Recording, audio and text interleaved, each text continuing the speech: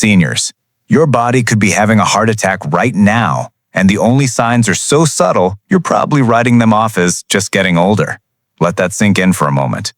While you're sitting there watching this, a crisis could be brewing inside your chest, not with dramatic Hollywood chest-clutching pain, but with quiet, easy-to-miss signals that feel like ordinary life. This isn't a scare tactic. This is a silent epidemic stealing the lives of vibrant, independent people who thought they were just feeling a little under the weather.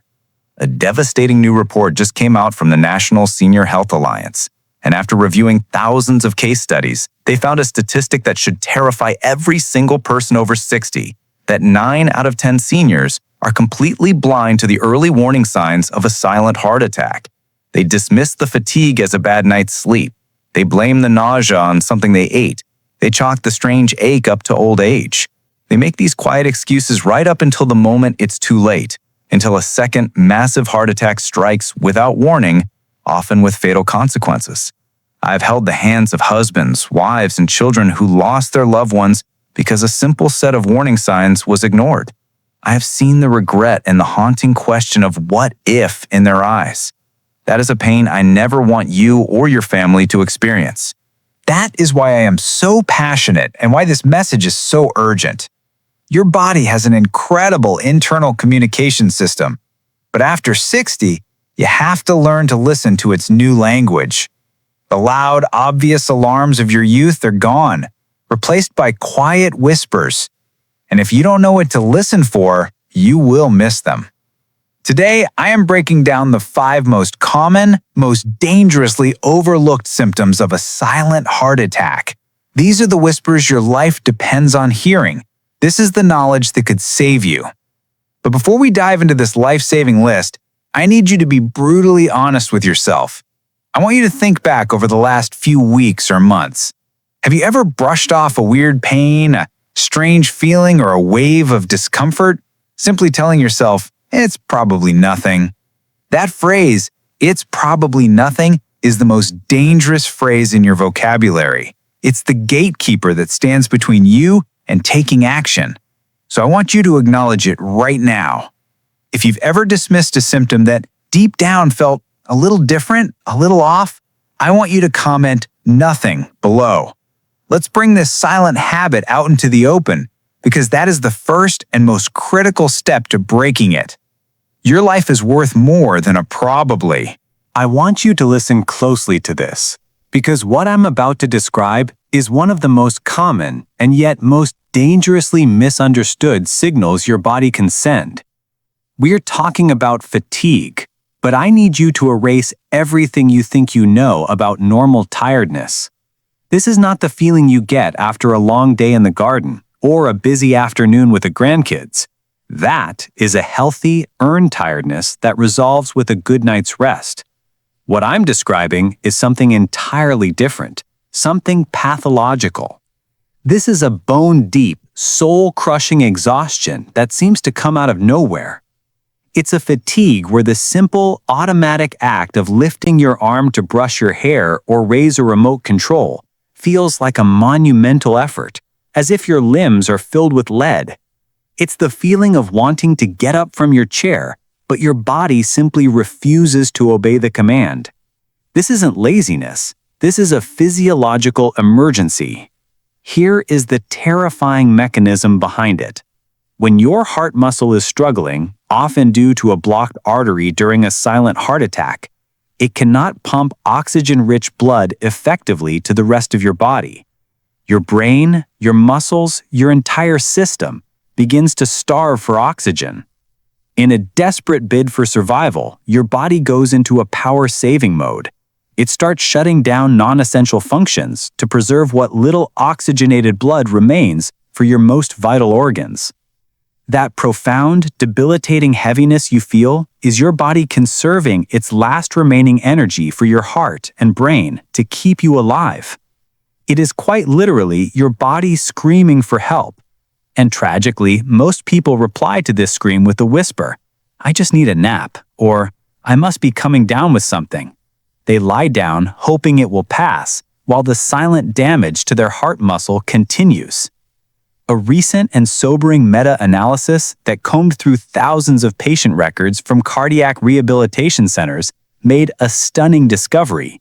They found that this specific type of crushing fatigue was present in 8 out of every 10 documented cases of a silent heart attack. But here is the part that should send a chill down your spine. In almost every single one of those cases, the person dismissed it. They attributed it to stress, to age, to a virus, to anything other than what it truly was, their heart sending a final desperate SOS. This is why awareness is your greatest weapon. Your action step here is non-negotiable. If you are suddenly struck by this kind of abnormal, profound fatigue, you must stop whatever you are doing immediately.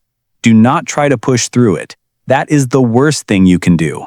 Sit down, or if you are already sitting, stay there. Place your hand on your chest, take a slow breath, and ask yourself one critical question with absolute honesty. Is this feeling normal for me? Is this the same tiredness I felt last week, or is this something new? Something deeper, something more alarming? You know your own body better than anyone. If your gut instinct tells you that this is different, that this is wrong, then you must listen to it. The next step is not a nap. It is not waiting to see if it gets better. The next step is a phone call. It's a call to a loved one to tell them what you're feeling, or a call to your doctor, or, in a severe case where other symptoms are present, a call to emergency services. Your life is worth that phone call. It is always better to be safe and have it be nothing than to be sorry and have it be everything. Now, I want you to connect this to your own life. I want you to think back. Have you had days recently where the fatigue felt different, where it had a strange, heavy quality to it that made you pause, even for a second? That feeling is a data point you cannot afford to ignore. So I'm asking you directly, and your answer could be a wake-up call for someone else watching. Have you had days where the fatigue felt different, heavier? Comment heavy below if this description hits home for you. Let's break the silence on this together. Now we come to symptom number 4, and this is the master of disguise, the one that tricks more people than any other.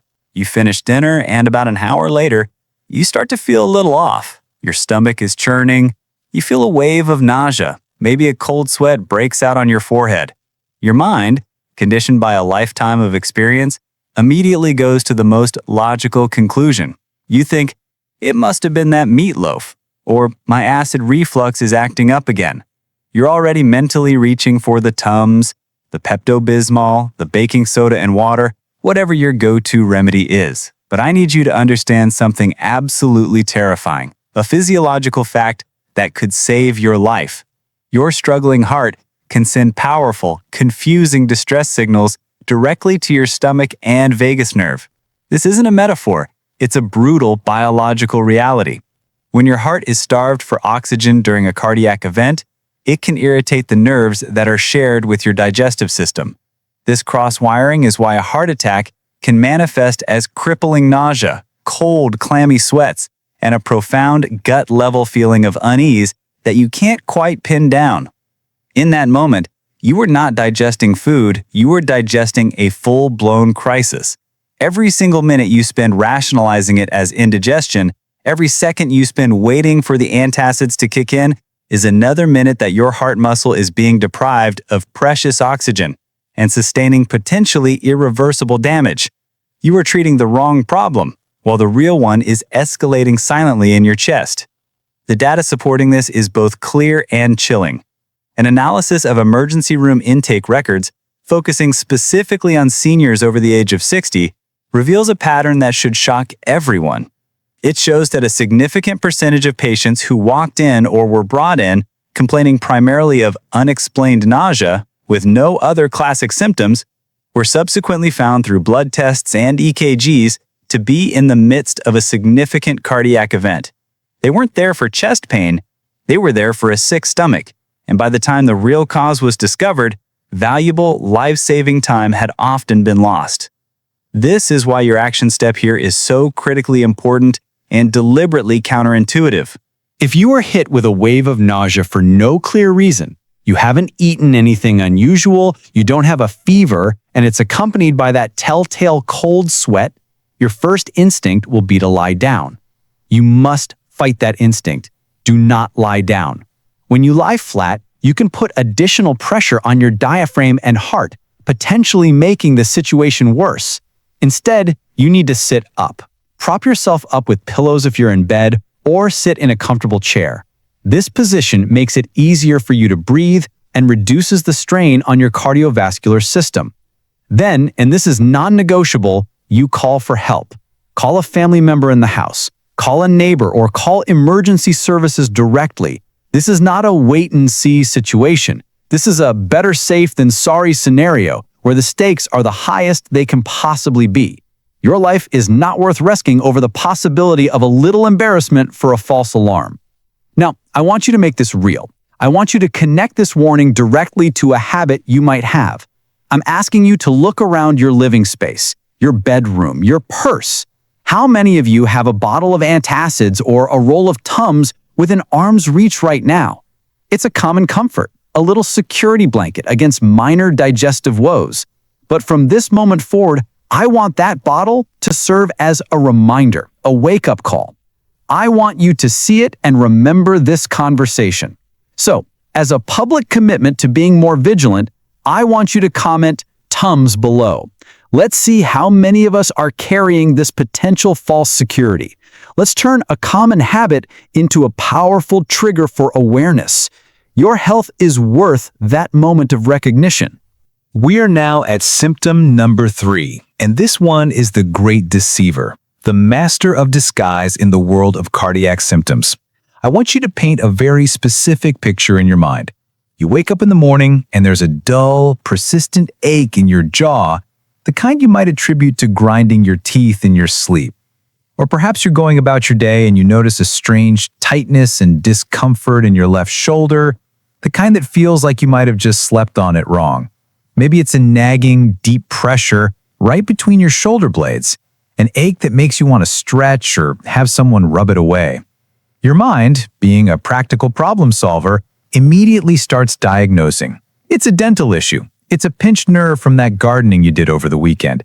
It's old arthritis acting up again. You would never, in a million years, connect that ache in your jaw or your back to your heart. And that is precisely how a silent heart attack hides in plain sight.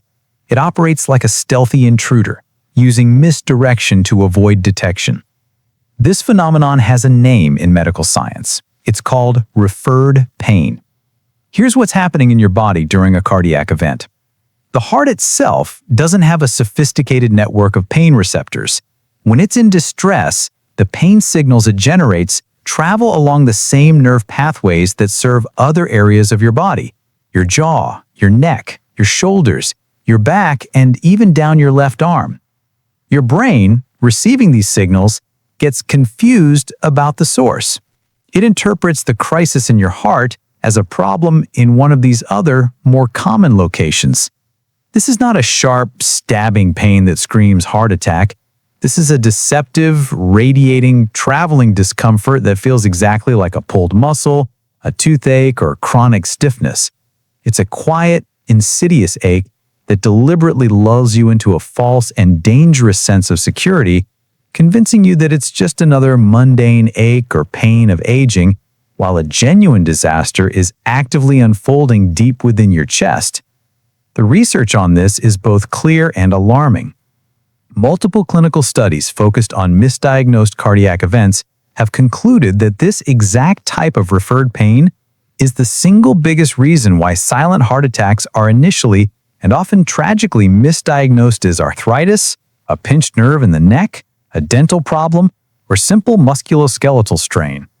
Patients are sent home from clinics with painkillers or muscle relaxants, their true condition worsening by the hour, all because the pain was clever enough to present itself in the wrong location. This is why your action step for this symptom requires a complete shift in your mindset. From this moment forward, I need you to adopt a new rule for your body. Any new, unexplained ache or discomfort that appears anywhere from your belly button upwards deserves a moment of serious, deliberate questioning. Do not just automatically dismiss it. When you feel that twinge in your shoulder, instead of immediately reaching for the icy hot or booking a chiropractor appointment, I want you to pause, place your hand on your chest, take a slow, deep breath, and ask yourself the critical questions. Did this ache come on suddenly? Is it accompanied by any other strange feeling, even something as subtle as a little shortness of breath or a wave of fatigue? Is it different from the usual aches and pains I'm used to? Do not just rub a topical cream on it and hope it magically goes away. That hope could be the most dangerous gamble you ever take. Your vigilance is your primary defense against this deceptive symptom. Now, I want to make this incredibly real and personal for everyone watching. I want you to think about your own body, about the little niggling pains you've learned to live with. I want us to see, as a community, just how common these deceptive aches are. Where is the location of your most common, unexplained ache? Is it in your jaw that you always blame on stress? Is it in your shoulder that you think is just from an old injury? Or is it in your upper back between your shoulder blades that you attribute to poor posture? Where does your body whisper to you in a way you don't fully understand? Comment below with your answer. Comment jaw, shoulder, or back. Let's see the pattern. Let's turn our collective awareness into a powerful tool for prevention. Your comment might be the thing that makes someone else pause and think twice. And that is a beautiful, life-affirming thing. We have arrived at symptom number 2, and this one is perhaps the most physically terrifying of all because it attacks the most fundamental human instinct, the need to breathe. I want you to visualize a very simple everyday scenario. You get up from your chair and you walk to the end of your driveway to get the mail.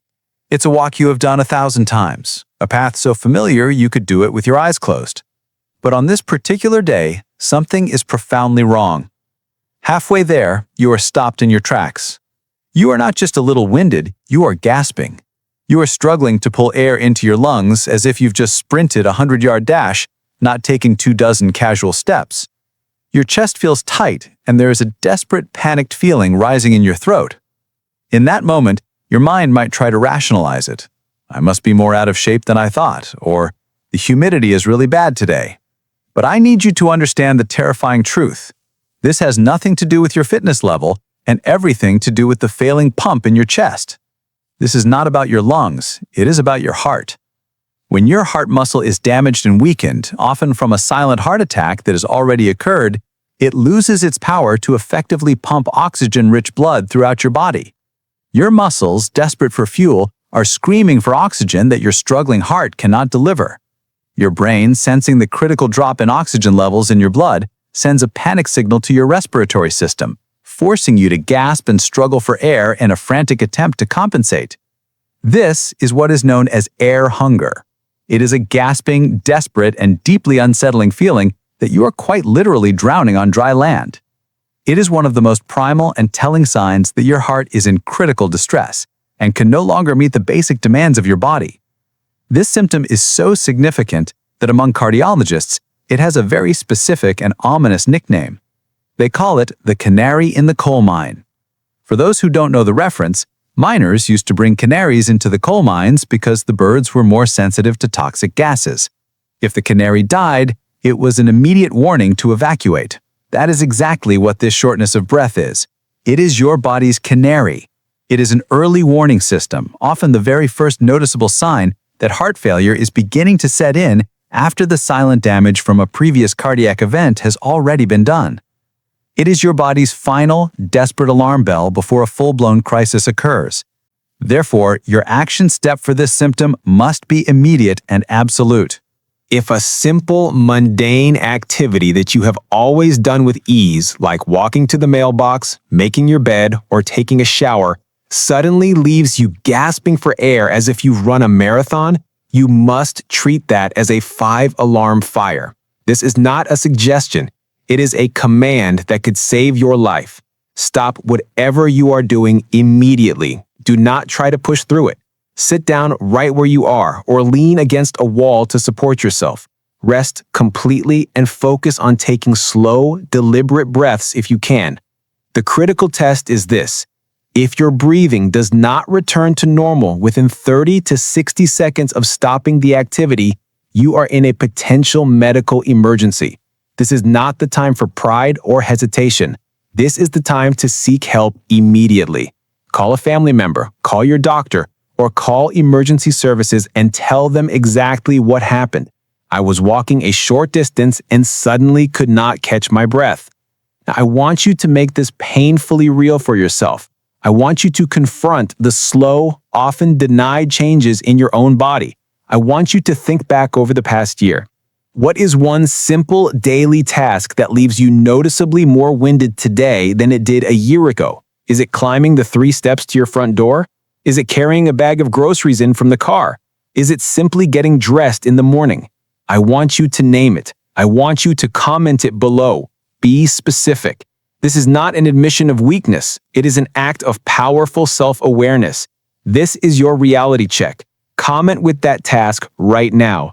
Let's break the silence and see just how common this quiet decline really is. Your comment could be the wake-up call someone else desperately needs to hear. And now we arrive at symptom number 1. This is the symptom that chills me to the bone every single time I hear it recounted, because it defies all logic and lives purely in the realm of primal instinct. We have talked about physical sensations, fatigue, nausea, aches, breathlessness, but this is different. This is a symptom of the spirit, a warning from the very core of your being. I am talking about the feeling of doom. I need you to understand that this is not anxiety. It is not a panic attack that builds gradually with racing thoughts about work, family, or finances. What I am describing is something that crashes over you like a tidal wave, completely out of the blue for no discernible reason. You could be sitting in your favorite armchair, watching a pleasant television show, and in an instant, you are gripped by a sudden, overwhelming, and profound sense that something is horribly, horribly wrong. It is a deep, visceral conviction that you are in imminent mortal danger. It is a cold certainty that you are about to die. This is your body's most ancient, hardwired primal warning system. It is a signal that bypasses your conscious mind entirely. Your body knows on a cellular level that it is dying, and it is screaming at you with every fiber of its existence to pay attention. There is no rational thought attached to it, which is why people struggle to describe it afterwards. They simply say, "I just knew." People who have survived cardiac events and experience this feeling report almost universally that it was the strongest, most compelling intuition they have ever felt in their entire lives. And the greatest tragedy is that because it sounds unscientific, because it feels irrational, it is the most frequently dismissed symptom of all. Ignoring this feeling is the equivalent of smelling smoke, seeing flames, hearing the crackle of a fire, and deciding to go back to sleep because you don't want to bother the fire department. It is ignoring a blaring fire alarm in a building that is actively burning down. The research on this, while not based on blood tests, is perhaps the most powerful because it comes directly from the mouths of survivors. Cardiac rehabilitation centers around the world have compiled thousands of patient testimonials, and a consistent, haunting theme emerges. A significant majority of those who suffered a major heart attack vividly recalled this specific sense of impending doom as the most memorable and potent symptom they experienced in the hours or moments leading up to their event. And in nearly every story, they confessed that they tried to rationalize it away, they felt silly, they didn't want to alarm anyone, and so they dismissed the single most important warning their body would ever give them. This leads to the most critical, non-negotiable action step of them all. If you are ever suddenly gripped by this unexplainable, terrifying fear that you are about to die, you must trust it. Do not try to talk yourself out of it. Do not tell yourself you're being dramatic or that it's just in your head. Your body is not lying to you. This is the one time in your life where you must act on pure instinct without a single second of hesitation. Your action is simple and direct. Call emergency services now. Do not call a relative first. Do not wait to see if it passes. Pick up the phone, dial for an ambulance, and tell the operator, I have a sudden, overwhelming feeling that I am going to die. They are trained to take that statement with the utmost seriousness. Your life is worth that call. This is the most personal and vulnerable topic we have covered. It requires immense bravery to even acknowledge. So I am asking you, from my heart to yours, in the safety and anonymity of this community, has anyone ever experienced this? Have you ever been going about your day, only to be stopped in your tracks by a sudden, deep, and unexplainable sense of dread that seemed to come from nowhere? You don't need to tell the story, you don't need to justify it. If you have ever felt this ghost of a warning pass through you, please comment doom below. Let us break the stigma and the silence around this. Let every person who comments see that they are not crazy, they are not alone, and that this feeling is a real, documented, and life-saving signal. Your courage could give someone else the permission to trust their own body and save their own life. You now have the knowledge. You can now recognize the 5 silent whispers your body uses to scream for help. But knowledge without a plan is just a library of regrets waiting to be written. So here is your final non-negotiable protocol. Listen with your life. If you experience one of these symptoms, it is a flashing warning light on your body's dashboard, demanding your immediate attention. But if you experience 2 or more of these symptoms together, that crushing fatigue with the unexplained nausea, that jaw pain with the sudden shortness of breath, that feeling of doom with any of the others, that is no longer a warning light. That is a 5-alarm fire blazing inside your chest, and every second of delay is fuel on the flames. Your action plan at that moment is not complicated, but it requires you to override every instinct that tells you to be polite, to not be a burden, to just wait and see. You must silence that voice. Your action plan is this: do not be a hero. Do not worry about bothering anyone. Do not wait 10 minutes to see if it goes away. In this scenario, your life is the only thing in the entire world that matters. Your single most important job is to call for help immediately. Pick up the phone, dial emergency services, and use the words that will get you the urgent care you need. Tell them clearly, I am over 60 and I am experiencing multiple symptoms of a heart attack. This is not the time for pride or hesitation. This is the time for decisive, life-saving action. Your family, your friends, your loved ones, they need you here. They need you to be vigilant. They need you to be a little paranoid. They need you to share this video with one person you love right now, because this information is not just knowledge, it is a shield. It is the shield that can protect you and the people you care about from a silent, preventable tragedy. Now, I need you to make this real for everyone watching. Look at the list we covered. Which of these 5 symptoms scared you the most? Which one hit home and made you think, I have felt that? Comment with the number of that symptom right now. Let's make sure everyone who sees this comment section understands the sheer weight and reality of this threat. Your comment could be the final nudge that convinces someone to act, and that act could save their life.